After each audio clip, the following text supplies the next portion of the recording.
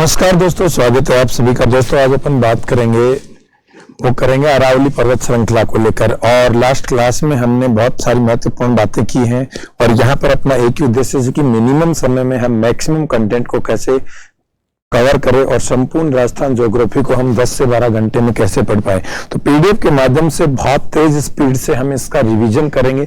बस आपसे विद्यार्थियों से एक छोटा सा अनुरोध है, यदि हो सके तो आप इसको शेयर जरूर कर दे और नए विद्यार्थियों लाइक जरूर कर ले और चैनल को सब्सक्राइब कर ले। बस इतनी सी एक रिक्वेस्ट थी, यदि आपसे बन पाए तो। देखो आज अपन बात कर रहे हैं अरावली पर्वत श्रृंखला की। हेडिंग बना लो एक बार। हम किसको लेकर बात कर रहे हैं आज? अरावली पर्वत श्रृंखला को लेकर बात कर रहे हैं। देखो भारत में दक्षिण से उत्तर की ओर गुजरात, राजस्थान, हरियाणा और दिल्ली में एक पर्वत श्रृंखला फैली हुई है। उसी पर्वत श्रृंखला को हम किस नाम से जानते हैं? अरावली पर्वत श्रृंखला। तो आपको इस तरह से अपना भारत दिखाई देता है। भारत में दक्षिण से उत्तर की ओर गुजरात, राजस्थान, हरियाणा, दिल्ली में फैली हुई ये पर्वत श्रृंखला भी है। इसे हम अरावली पर्वत श्रृंखला। सबसे पहले हम बात करते हैं अरावली की उत्पत्ति को लेकर। तो अरावली की उत्पत्ति है वो प्री कैम्ब्रियन युग में हुई थी। आज से 80 से 65 करोड़ वर्ष पूर्व या इस काल के बीच में प्री कैम्ब्रियन युग में अरावली की उत्पत्ति हुई थी। अरावली की उत्पत्ति है वो पेंजिया के आंतरिक संकुचन से पड़ने वाले वलयों से और पेंजिया पर हुई थी। लेकिन पेंजिया का जब विभाजन हुआ ट्रियासिक युग में, यानी कि आज से लगभग 24.8 करोड़ वर्ष पूर्व है, ट्रियासिक युग में जब पेंजिया का विभाजन हुआ तो अरावली कौन से भूखंड पर आ गई? गोंडवाना लैंड भूखंड पर। तो वर्तमान में अरावली कौन से भूखंड का अवशेष है? ऐसे पूछे तो क्या कहोगे? गोंडवाना लैंड भूखंड का अवशेष है। और यह भारत की सबसे प्राचीनतम पर्वत श्रृंखला है। यह विश्व की प्राचीनतम पर्वत श्रृंखलाओं में से एक है।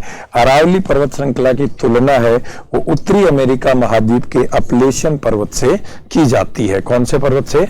अपलेशियन पर्वत। अपलेशियन पर्वत यूएसए में है और वो भी अपने आप में एक कैसा पर्वत है? प्राचीनतम पर्वत है। और उसी पर्वत से किसकी तुलना की जाती है दोस्तों? अरावली पर्वत की तुलना की जाती है। क्लियर? और ये अरावली पर्वत श्रृंखला है, ये पर्वतों के निर्माण की बात करें तो ये चर्नियन क्रम का पर्वत है। कौन से क्रम का पर्वत है? चर्नियन क्रम का पर्वत है। यानी कि वे पर्वत जिनकी उत्पत्ति 40 करोड़ वर्ष पूर्व हुई थी, उन पर्वतों को पर्वतों के निर्माण के कौन से क्रम में रखा गया है? चर्नियन क्रम में रखा गया है। अरावली का निर्माण है, यानी कि अरावली पर्वत श्रृंखला वो अपने निर्माण काल के समय ऊंचा वलित मोड़दार पर्वत था, जैसा कि आज हिमालय। लेकिन वर्तमान में अरावली पर्वत है वो मात्र अवशेष के रूप में रह गया है, इसलिए इसे हम क्या कहते हैं? अवशिष्ट पर्वत भी कहते हैं। तो आपसे एग्जामिनर क्वेश्चन पूछता है भारत का या राजस्थान का कौन सा पर्वत अवशिष्ट पर्वत कहलाता है, तो आप क्या कहोगे? अरावली पर्वत श्रृंखला। क्लियर है? और ये निर्माण काल के समय ऊंचा वलित मोड़दार पर्वत था। अरावली का विस्तार है, अरावली का विस्तार है, उसको लेकर अपन बात करते हैं। तो देखो इसको पूरे को समझने की कोशिश करते हैं एक ही डायग्राम में। ये देखो अरावली के विस्तार, थोड़ा सा इसको छोटा कर लेते हैं ताकि एक डायग्राम में आ जाए और आपको दिख भी जाए। हाँ ये लो यार। तो देखो अरावली का विस्तार दक्षिण में अरब सागर में मिनिकॉय द्वीप समूह में स्थित लक्ष्य द्वीप समूह में स्थित मिनिकॉय द्वीप से, यहाँ से अरावली का विस्तार शुरू होता है। यही कारण है कि अरब सागर को फादर ऑफ अरावली कहते हैं। लेकिन मिनिकॉय द्वीप से लेकर गुजरात में पालनपुर तक इस भाग में अरावली का जो विस्तार है वो भूगर्भिक विस्तार है, यानी कि भूगर्भ के अंदर है, भूतल पर दिखाई नहीं देती। लेकिन गुजरात में पालनपुर से लेकर दिल्ली की रायसीना पहाड़ी तक इस पार्ट में अरावली का जो विस्तार है इस भाग में वो भूतल के ऊपर है। तो अरावली का भूतल पर विस्तार है वो गुजरात में पालनपुर से लेकर दिल्ली की रायसीना पहाड़ी तक। अरावली की उत्तर में जो अंतिम पहाड़ी है वो है रायसीना पहाड़ी। कौन सी पहाड़ी है? रायसीना पहाड़ी। और रायसीना पहाड़ी पर राष्ट्रपति भवन और संसद भवन बना हुआ है और ये अरावली के उत्तर में अंतिम पहाड़ी है। लेकिन यदि आपसे पूछा अरावली का उत्तर में अंतिम पॉइंट कौन सा है तो क्या कहोगे? मजनू का टीला। दोनों चीजें याद रख लेना भैया, ठीक है। चलो नेक्स्ट आगे बात करते हैं। अब हम बात करते हैं कुछ और महत्वपूर्ण कंटेंट्स को लेकर। राजस्थान में अरावली के विस्तार को लेकर बात करते हैं। तो देखो राजस्थान में अरावली का विस्तार है वो राजस्थान के दक्षिण पश्चिम से उत्तर पूर्व की ओर है। यानी कि राजस्थान का दक्षिण है और ये पश्चिम है, दक्षिण पश्चिम से उत्तर पूर्व की ओर है, ठीक है। दक्षिण पश्चिम में राजस्थान में अरावली का विस्तार है वो सिरोही जिले से शुरू होता है और कौन से स्थान से, खेड़ ब्रह्मा स्थान से शुरू होता है। उत्तर पूर्व में अरावली का विस्तार वो झुंझुनू जिले में खेतड़ी सिंगाणा की पहाड़ियों तक है। राजस्थान में अरावली की जो कुल लंबाई है वो 550 किलोमीटर है, यानी कि संपूर्ण अरावली का लगभग 80% भाग है वो राजस्थान में है। क्लियर है। और अरावली की कुल लंबाई कितनी है, आपसे ऐसे पूछे तो क्या कहोगे, 692 किलोमीटर है। उसी 692 किलोमीटर में से राजस्थान में 550 किलोमीटर है, यानी कि यहाँ पे आगे यही बात की गई है आपसे कि अरावली की कुल लंबाई, अरावली की कुल क्षेत्रफल नहीं कुल लंबाई, तो अरावली की कुल लंबाई कितनी है, 692 किलोमीटर है। क्लियर है। अब सुनो अरावली के बारे में कुछ शाश्वत सत्य बातें करते हैं। ये जो अरावली फैली हुई है इसका विस्तार है वो राज्य के कुल क्षेत्रफल के 9% भाग है। इस भाग में राज्य की कुल जनसंख्या का 10% भाग निवास करता है। इस क्षेत्र में वार्षिक वर्षा का औसत है वो 50 से 80 सेंटीमीटर। इस क्षेत्र की जो जलवायु है वो उपोष्ण जलवायु है। क्लियर है। तो ये कुछ शाश्वत सत्य बातें थी अरावली के बारे में, ये भी आपको पता होना चाहिए। सीधा सीधा यहाँ से क्वेश्चन पूछ लेता है, तो हमें मिनिमम समय में मैक्सिमम कंटेंट को तैयार करना है और इसे ही हम कहते हैं स्मार्ट स्टडी। राजस्थान में अरावली पर्वत को अध्ययन की दृष्टि से 3 उपभागों में बांटा गया है, जिसके बारे में अपन आगे बात करेंगे। ठीक है भैया। और यहाँ देखो गुरु शिखर, ये अरावली की सर्वोच्च चोटी है। कर्नल जेम्स टोड ने इसे संतों का शिखर कहा।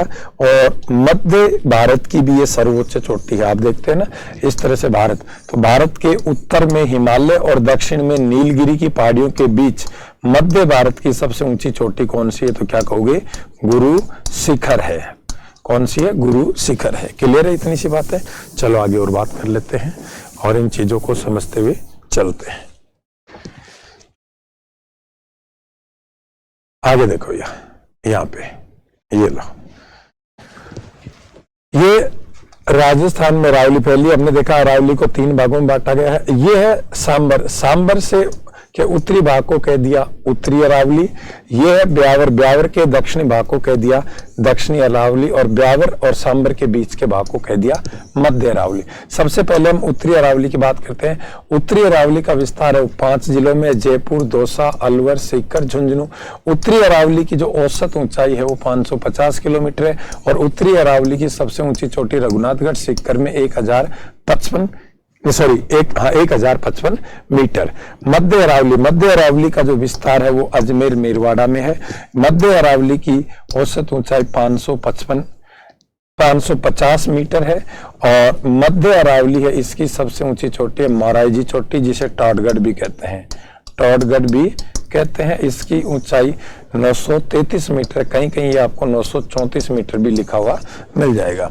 फिर हम बात करते हैं दक्षिणी अरावली। दक्षिणी अरावली का विस्तार 11 जिलों में है। दक्षिणी अरावली की औसत ऊंचाई 1000 मीटर। दक्षिण अरावली की सबसे ऊंची चोटी गुरु शिखर है, जो अरावली की भी सबसे ऊंची चोटी है, सिरोही जिले में है और 1722 मीटर ऊंची है।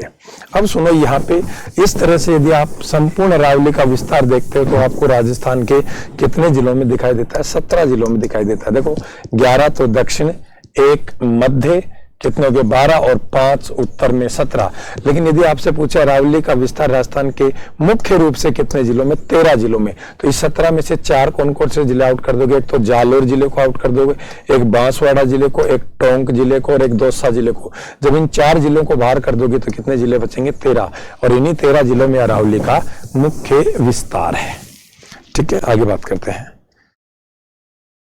ये लो भैया, भारत के उत्तर में हिमालय व दक्षिण में नीलगिरी की पहाड़ियों के बीच मध्य भारत की सबसे ऊंची चोटी कौन सी है, गुरु शिखर। अभी अपने देखा था ये भारत है, उत्तर में हिमालय, दक्षिण में नीलगिरी की पहाड़ियां, इसके बीच मध्य भारत की सबसे ऊंची चोटी गुरु शिखर है। संपूर्ण अरावली की औसत ऊंचाई कितनी है, 930 मीटर है। देखो अलग अलग पार्ट की भी मैंने बता दी थी, संपूर्ण अरावली की पूछे तो 930। अरावली का सर्वाधिक विस्तार है वो अरावली के कौन से भाग में है, दक्षिणी भाग में। और राजस्थान के कौन से जिले में है, उदयपुर जिले में है। तो आपसे पूछे अरावली का सबसे ज्यादा विस्तार राजस्थान के कौन से जिले में है, उदयपुर जिले में। जस्ट इसके विपरीत बात करें आपसे कि अरावली का सबसे कम विस्तार है वो राजस्थान या अरावली के कौन से भाग में, मध्य भाग में और कौन से जिले में है? अजमेर जिले में। अरावली पर्वत को आड़ वाला पर्वत भी कहते हैं। क्यों कहते हैं इसे आड़ वाला पर्वत? क्योंकि ये बंगाल की खाड़ी से आने वाली मानसूनी पवनों को रोककर और पश्चिमी राजस्थान के लिए वृष्टि छाया प्रदेश का काम करती है, वो उसके पीछे आ जाता है, आड़ में आ जाता है, इसलिए इसे आड़ वाला पर्वत भी कहते हैं। अरावली पर्वत के मुख्य प्रमुख पठार, देखो भैया कोई भी पर्वत श्रृंखला होती है तो उसमें पहाड़ियां, चोटियां, पठार और दर्रे ये सब पाए जाते हैं। यहाँ भी हम अरावली के प्रमुख पठार, अरावली की प्रमुख पहाड़ियां, अरावली के प्रमुख चोटियां और अरावली के प्रमुख दर्रों की बात करेंगे। सबसे पहले हम बात करें अरावली के प्रमुख पठार। भूमि का वह उच्च भाग जिसके ढाल तीव्र हो, ऊपर की सरफेस फ्लैट हो, समतल हो, मैदानी हो, समुद्र तल से औसतन 300 से 400 मीटर या इससे अधिक ऊंचाई पर स्थित हो, उसे क्या कहते हैं? पठार कहते हैं। सामान्यतः पठार एक टेबल नुमा आकृति को हम कहते हैं। सबसे पहले अपन बात करें बोराट का पठार। बोराट के पठार का विस्तार राजसमंद जिले में कुंभलगढ़ से लेकर उदयपुर जिले में गोगुंदा के बीच है। और अरावली के पठारों में सबसे ज्यादा विस्तृत या सबसे ज्यादा फैला हुआ ये पठार है। देखो इसका विस्तार राजसमंद जिले में कुंभलगढ़ की पहाड़ियों से लेकर उदयपुर जिले में गोगुंदा की पहाड़ियों के बीच ये जो पठार फैला हुआ है ये है बोराट का पठार। तो ध्यान रखना ये कौन सा पठार है? बोराट का पठार। तो बोराट के पठार का विस्तार है वो 2 जिलों में है, राजसमंद और उदयपुर जिलों में। ठीक है, इतनी सी बात ध्यान रखना। फिर आगे हम अगले पठार की बात करते हैं और वो कौन सा पठार है? तो क्या कहोगे आप? लसाड़िया का पठार। देखो ये उदयपुर जिला है, उदयपुर जिले में ये जयसमंद झील और जयसमंद झील के पूर्वी किनारे पर जो पठार है वो पठार कौन सा है? लसाड़िया का पठार। तो लसाड़िया का पठार है ये उदयपुर जिले में है और ये जयसमंद झील के पूर्वी किनारे पर है और यह अरावली के पठारों में सबसे ज्यादा कटा फटा व विच्छेदित पठार है। सीधा क्वेश्चन पूछता है कि अरावली के पठारों में सबसे ज्यादा कटा फटा व विच्छेदित पठार कौन सा है? क्या कहोगे? लसाड़िया का पठार है। या ऐसे पूछ लेता है कि जयसमंद झील के पूर्वी किनारे पर कौन सा पठार है? तो भी क्या कहोगे? लसाड़िया का पठार है। उसके बाद अपन बात करते हैं देसरो और मेसा के पठार को लेकर। कौन से पठार को लेकर बात करते हैं? देसरो और मेसा के। तो देसरो का पठार है, देखो ये भी उदयपुर जिले में है। उदयपुर जिले में देखो जरगा और रागा की पहाड़ियों के बीच ये जो पठार है ये देसरो का पठार है। इसे देसरो इसलिए कहते हैं क्योंकि ये भाग वर्ष भर हरा भरा रहता है, इसलिए इसे क्या कहते हैं? देसरो। फिर हम बात करते हैं मेसा का पठार। मेसा का पठार कौन से जिले में है? चित्तौड़गढ़ जिले में है और ये बेड़च और गंभीरी नदियों के संगम पर और इसी पठार पर चित्तौड़ का दुर्ग बना हुआ है। क्लियर है? चलो आगे बात करते हैं और अन्य पठारों को लेकर। चलो हाँ भैया, फिर हम बात करते हैं आपसे ऊपर माल के पठार को लेकर। ऊपर माल के पठार है, इसका विस्तार है वो भीलवाड़ा में बिजोलिया से लेकर चित्तौड़गढ़ की भैंसरोडगढ़ तहसील के बीच ये जो पठार है ये ऊपर माल का पठार है। तो इसका विस्तार देखो भीलवाड़ा में बिजोलिया से चित्तौड़गढ़ के भैंसरोडगढ़ के बीच। और आपसे पूछे ऊपर माल पंचबोर्ड, ऊपर माल पंचबोर्ड की स्थापना कब हुई थी? तो आप क्या कहोगे? 1917 में विजय सिंह पथिक द्वारा की गई थी। फिर हम बात करते हैं क्रासका और काकनबाड़ी का पठार। ये दोनों के दोनों पठार हैं, ये अलवर जिले में है और इन्हीं पठारों पर सरिस्का अभ्यारण्य फैला हुआ है। और इसी काकनबाड़ी के पठार पर काकनबाड़ी का दुर्ग भी बना हुआ और इसी दुर्ग में औरंगजेब ने अपने बड़े भाई दारा सिकोह को बंदी बनाकर रखा था जब उसको दोराई के युद्ध में हरा दिया था। इसके बाद देखो हम बात करते हैं आपसे 2 महत्वपूर्ण पठारों को लेकर। आई होप ये दिख रहेंगे, दोनों थोड़े छोटे कर दिए मैंने। क्लियर? इसमें उड़िया का पठार, उड़ीसा नहीं रही है, उड़िया का पठार है। ठीक है, उड़िया का पठार है, ये सिरोही जिले में है और ये गुरु शिखर के ठीक नीचे स्थित है। ये राज्य का या अरावली का सबसे ऊंचा पठार है जिसकी समुद्र तल से औसत ऊंचाई 1360 मीटर। ये गुरु शिखर है, गुरु शिखर के ठीक नीचे स्थित जो पठार है वो उड़ीसा नहीं, उड़िया का पठार है। कौन सा पठार? उड़िया का पठार। फिर हम बात करते हैं आबू का पठार। आबू का पठार भी सिरोही जिले में है और इसी माउंट आबू पर्वत पर ये आबू का पठार है। ये सामान्यतः समुद्र तल से 1200 मीटर की ऊंचाई पर है और इस पठार पर राज्य का सबसे ऊंचा शहर माउंट आबू शहर बसा हुआ है। क्लियर है? जो कि ये राज्य का दूसरा ऊंचा पठार है भैया। इसके बाद और बात करते हैं हम आगे, ध्यान से सुनते चलो। अरावली की प्रमुख पहाड़ियां। अरावली की प्रमुख पहाड़ियों में सबसे पहले हमने देखा त्रिकुट पहाड़ी। त्रिकुट पहाड़ी है, ये जैसलमेर जिले में है। इस पहाड़ी पर जैसलमेर का दुर्ग बना हुआ है। फिर हमने बात की त्रिकुट पर्वत। त्रिकुट पर्वत है वो करौली में है, इस पर केला देवी का मंदिर बना हुआ है। फिर हमने बात की हर्ष की पहाड़ियां। हर्ष की पहाड़ियां सीकर जिले में है और इन पहाड़ियों पर हर्ष का मंदिर और इन पहाड़ियों की तलहटी में जीर्ण माता का मंदिर बना हुआ है। फिर हमने बात की हर्षनाथ की पहाड़ियां। हर्षनाथ की पहाड़ियां अलवर जिले में है और ये भरतरी की तपोस्थली रही है। ठीक है, फिर आगे बात करते हैं। और ये हमने बात की त्रिकुट पहाड़ी। ठीक है, हाँ, त्रिकुट पहाड़ी की बात हो गई थी और मेसा के पठार की बात हो गई थी। चिड़िया टूक पहाड़ी, देखो एक और बात करते हैं। चिड़िया टूक पहाड़ी है, चिड़िया टूक पहाड़ी है, जोधपुर में है और ध्यान रखना उस पर मेहरानगढ़ दुर्ग बना हुआ है। कौन सा दुर्ग बना हुआ है? मेहरानगढ़ दुर्ग बना हुआ है। चलो आगे और बात करते हैं। ये देखो, ये सुंडा की पहाड़ियां। सुंडा की पहाड़ियां कहां पर है? जालोर में है। कहां पर है? जालोर में। इन पहाड़ियों में सुंदा माता का मंदिर बना और इन्हीं पहाड़ियों में राज्य का पहला रोपवे शुरू किया गया था 2007 में। इन्हीं पहाड़ियों में राज्य का, इन्हीं देश का पहला भालू अभ्यारण्य स्थापित किया गया था। जसवंतपुरा की पहाड़ियां। जसवंतपुरा की पहाड़ियां भी जालोर जिले में है और यहीं से सागी नदी का उद्गम होता है। और रोजा भाकर की पहाड़ियां भी पूछ ले, रोजा भाकर की पहाड़ियां। तो रोजा भाकर की पहाड़ियां भी कौन से जिले में है? जालोर जिले में। ध्यान रखना भैया, रोजा भाकर की पहाड़ियां भी कौन से जिले में है? जालोर जिले में। उसके बाद देखो, आपसे बात करेगा और भी महत्वपूर्ण पहाड़ियों को लेकर। और माउंट आबू, माउंट आबू पर्वत है, सिरोही जिले में है। इसी पर्वत को कर्नल जेम्स टोड ने क्या कहा? हिंदू ओलपस कहा। ध्यान रखना, इसकी सबसे ऊंची चोटी गुरु शिखर, इसकी सबसे ऊंची चोटी गुरु शिखर को तो क्या कहा था? संतों का शिखर। लेकिन इस पर्वत को क्या कहा था? हिंदू ओलपस कहा था। आपसे पूछे बाकर की पहाड़ियां कौन से जिले में? सिरोही जिले में। सिरोही जिले में उदयपुर जिले की सीमा की ओर फैली उबड़ खाबड़ जो तीव्र ढाल की पहाड़ियां, उन पहाड़ियों को क्या कहते हैं? बाकर की पहाड़ियां।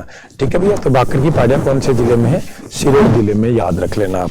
आगे बात करते कुछ और महत्वपूर्ण। ठीक है, हाँ, थोड़ा सा छोटा कर देता हूं ताकि पूरा आ जाएगा, आपको दिखेगा। इसके बाद आपसे बात करता है गिरवा की पहाड़ियां। तो गिरवा की पहाड़ियां वो उदयपुर जिले में, उदयपुर शहर तीन ओर से जिन तस्तरी नुमा पहाड़ियों से घिरा हुआ, उन पहाड़ियों को गिरवा की पहाड़ियां कहते हैं। ठीक है, फिर हम बात करते हैं बोमट प्रदेश और बोमट की पहाड़ियां। इनका विस्तार है सिरोही, उदयपुर और डूंगरपुर जिलों में। गुजरात की सीमा के सारे ये जो पहाड़ियां फैली हुई, इन्हें क्या कहते हैं? बोमट प्रदेश, और इन पहाड़ियों को कहते हैं बोमट की पहाड़ियां। ठीक है, और ये पहाड़ियां है ना, इनमें आपको भील जनजाति का सबसे ज्यादा बाहुल्य मिलेगा, इसलिए इन पहाड़ियों को भीलों का आदिम स्थान या मूल स्थान माना गया है। मेवल की पहाड़ियां, मेवल की पहाड़ियां है, ये डूंगरपुर और बांसवाड़ा जिलों के सीमावर्ती क्षेत्र पर है।